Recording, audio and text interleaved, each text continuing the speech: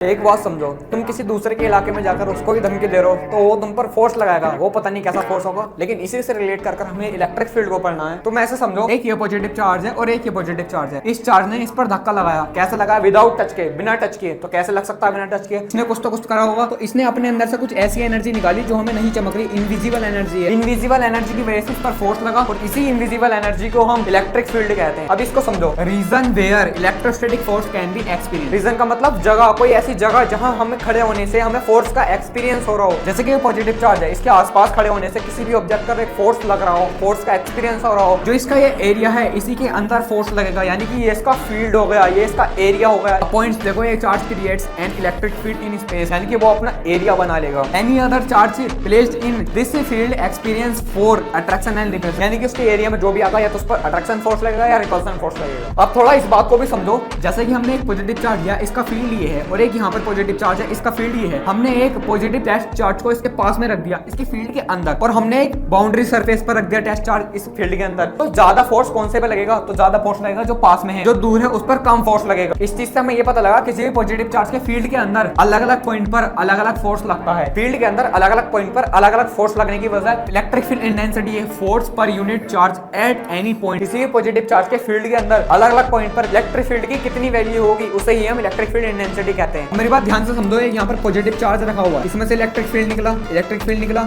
और यहाँ पर एक क्यू चार्ज है। पॉजिटिव चार्ज से इलेक्ट्रिक फील्ड निकला और यहाँ पर क्यू चार्ज पर फोर्स लगाया। यहाँ से हमें क्या पता लगा कि किसी चार्ज पार्टिकल पर इलेक्ट्रिक फील्ड फोर्स लगा सकता है, कि किसी चार्ज पार्टिकल पर इलेक्ट्रिक फील्ड फोर्स लगा सकता है। तो हमें इलेक्ट्रिक फील्ड का फॉर्मूला यहाँ से पता लग गया, F/2।